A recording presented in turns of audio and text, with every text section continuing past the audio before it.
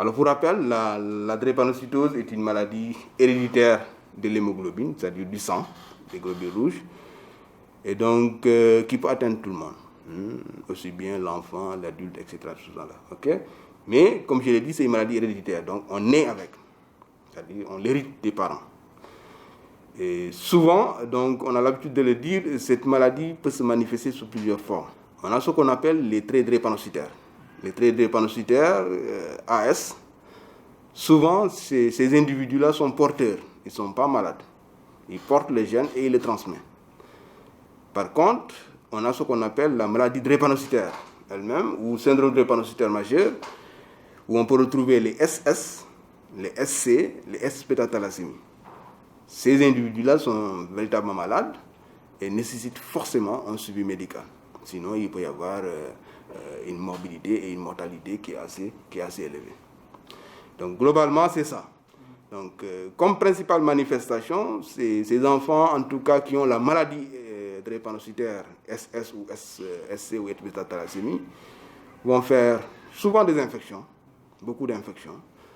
Ils vont faire des crises, qu'on appelle les crises drépanocytaires, c'est-à-dire des douleurs qui peuvent se localiser n'importe où, au niveau de la tête, au niveau de l'abdomen, au niveau des os, mais surtout au niveau des os. Okay? Et ils vont également se manifester par une anémie, donc une baisse du taux d'hémoglobine, donc qui va se manifester, donc, si c'est un enfant, par des difficultés, une asthénie, donc une faiblesse. Voilà. Globalement, c'est ça les symptômes.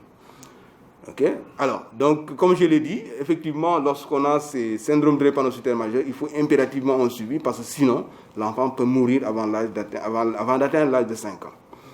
Et le suivi, le plus souvent, il n'y a pas un médicament qui peut faire éradiquer la maladie, non. Le suivi va se baser sur essentiellement deux principes. La première, c'est la prévention. La prévention, donc, éviter que la crise drépanocytaire survienne. Et la deuxième, c'est tout simplement donc, gérer cette crise une fois que la crise s'installe. Donc la gestion maintenant de la crise nécessite parfois beaucoup de moyens. Et c'est ce qu'on vit tous les jours donc, dans les structures hospitalières. Donc, il faut avoir donc, des solutés, il faut avoir des antibiotiques, il faut avoir d'autres médicaments comme les antalgiques, les anti-inflammatoires, le sang. Bref, donc tous ces moyens thérapeutiques que parfois nous, dans les structures hospitalières, quand même, on a des difficultés à l'avoir. Donc, si je prends l'exemple de la région de Ziguinchor, ici en tout cas à l'hôpital de la Paix, notre cohorte actuelle avoisine les 150 enfants.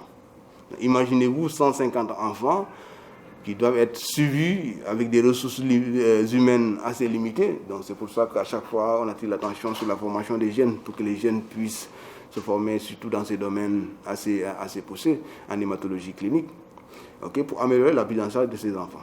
Okay? Donc 150 enfants sont présentement suivis ici à l'hôpital de la Paix de Ziguinchor.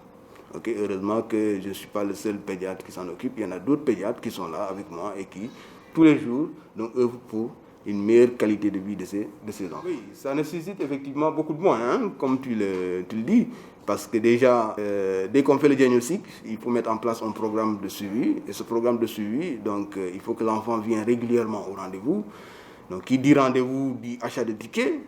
Il faut que l'enfant fasse un bilan régulièrement, au moins tous les 6 mois. Et ce bilan-là peut être, en fonction de l'état clinique de l'enfant, assez vaste. Donc, allant de la numération qui coûte à peu près 2500 à 3000 en fonction des structures, jusqu'à un bilan beaucoup poussé. Mais ça, c'est déjà dans le suivi. Mais même avant cela, il faut déjà faire le diagnostic. Et pour faire le diagnostic, il faut des tests de diagnostic. Et ces tests de diagnostic, voilà, il y en a des tests un peu plus accessibles, comme le test d'Emel, mais il y en a des tests qui sont un peu plus chers, comme par exemple l'électrophorèse, qui malheureusement est le seul test qui confirme la maladie, qui coûte environ 10 000 et même plus.